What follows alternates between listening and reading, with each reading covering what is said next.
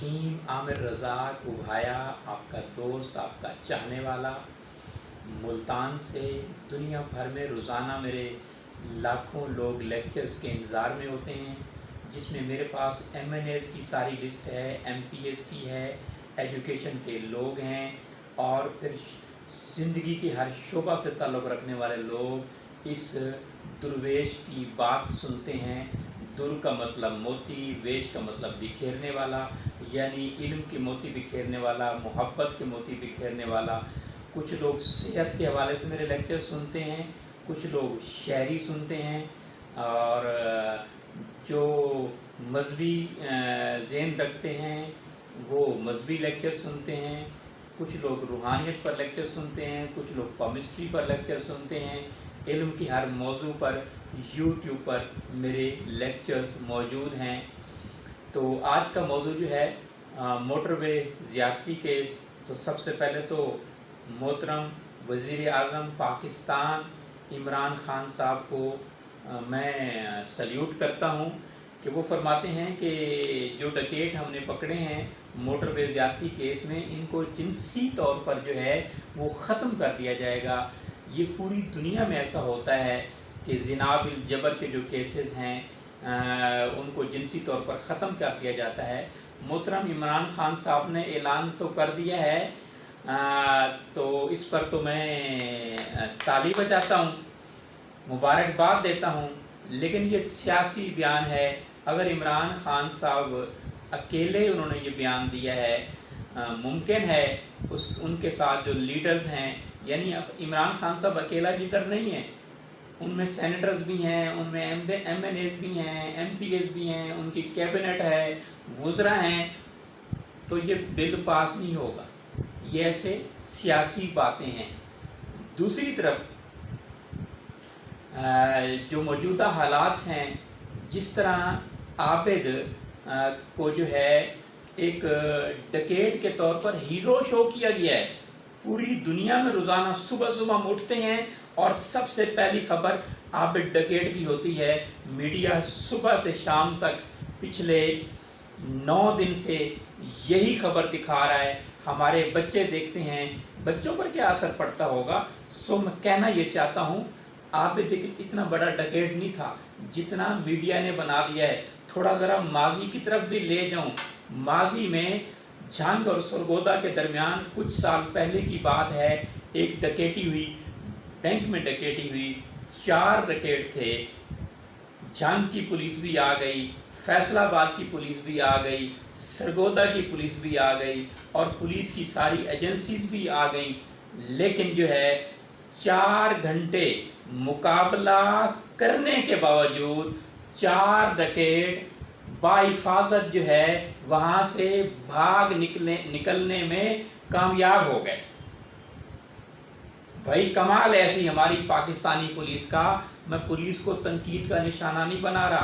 Police में मेरे आला ओहदों पर मेरे दोस्त भी हैं।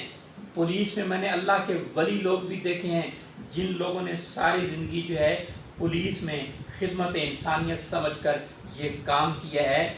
और आबिद डकैत को जब पकड़ने गए और उसमें CTD, special branch, CIA, crime branch, police की सारी फोर्सेस, गाड़ियां, जदीद आलात, और आबिद जो है उनके सामने अपनी बीवी के साथ भागने में कामयाब हो गया। उसके पास कोई गाड़ी भी नहीं थी, और आबिद एक गरीब घराने से है। लेकिन ये बताते हैं कि 2013 में जो है एक ज़िना बिल जबर किया जब डकैती की, उसके बाद जो उसी थाने में 7 मुकदमात और दर्ज किए गए। अब ये भी देखना पड़ेगा कि 7 मुकदमात जो है किसी दबाव की बिना पर तो उस आबिद डकैत पर नहीं किए गए, और क्या पुलिस ने अपने आप को बचाने के लिए जो है एक ही थाने में जो है 7 मुकदमात एक ही किस्म के दायर किए। क्या ये भी पुलिस ने अपने नंबर बनाने के लिए, वहाँ की मकामी पुलिस ने तो ऐसा नहीं किया? अगर हुआ है तो फिर वो आबिद डकैत जो है वो अरेस्ट क्यों नहीं हुआ 7 साल में? अभी मैंने सरगोदा की बात की, थोड़ा और आपको पीछे ले जाऊं। रियाज बसरा जो है वो लोगों को बता के आता था کہ میں فلاں کو قتل کر دوں گا، میں فلاں کے گھر میں ڈکیٹی کروں گا، تو پولیس اس کو بھی ڈھونڈنے میں ناکام رہی۔ اگر اس کو کمپیئر کیا جائے چھوٹو گینگ سے، جو ہمارے ملتان اور یہ ڈی جی خان کے پاس جو ہے کئی دن جو ہے پولیس سے مقابلہ کرتا رہ گیا، لیکن آخر پولیس اور پولیس کے تمام ادارے ناکام ہو گئے اس کو اریسٹ کرنے میں۔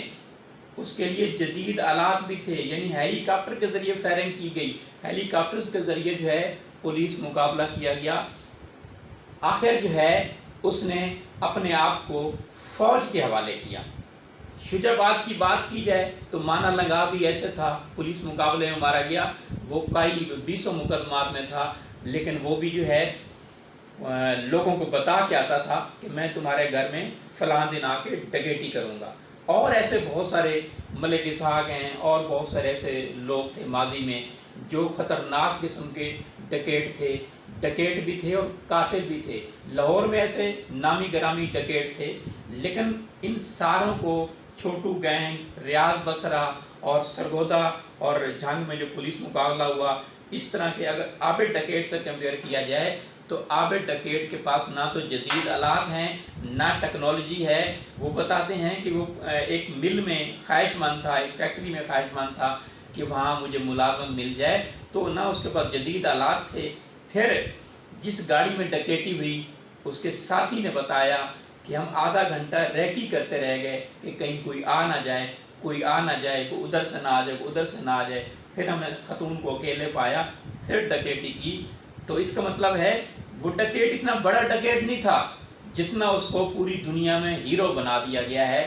اس کے لیے کھوجی منگوائے گئے، جدید آلات لگائے گئے، اور اس گاؤں میں جو ہے سینکڑوں لوگوں کا جینا دوبر کر دیا گیا۔ یہ بھی ہمارے لیے بڑی افسوسناک بات ہے، خطرناک بات ہے کہ عابد، اس کی بیوی، اس کے بچے، اس کے رشتہ دار اور اس سے ملنے والے سب کو اٹھا لیا گیا۔ کیا کوئی وزیر اگر جرم کرتا تو کیا وزیر کے خاندان کو اٹھا لیا جاتا؟ کیا کوئی ایم این اے یا ایم پی اے یا ملک کا طاقتور آدمی یا ملک کا فرعون وقت جرم کرے تو کیا اس کے خاندان کو اٹھا لیا جاتا ہے؟ یہ بھی ہمارے ملک کی بدنامی کہ ہمارے ملک میں ایسا ہوتا ہے، ڈھٹائی ہوتی ہے کہ پولیس جو ہے ہمیشہ کمزور کے پورے خاندان کو اٹھا لیتی ہے۔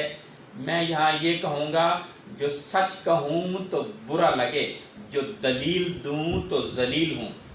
تو ایسا نہیں ہونا چاہیے کہ جرم عامر رضا کو بھایا کرے اور عامر رضا کو بھایا کی بیوی، بچوں، اس کے خاندان کو، اس کے ملنے والوں کو، یہاں تک کہ یہاں سے جو مریض گزرے اس کو بھی آپ اٹھا لیں، تو یہ دلیل نہیں ہے، یہ کامیابی نہیں ہے۔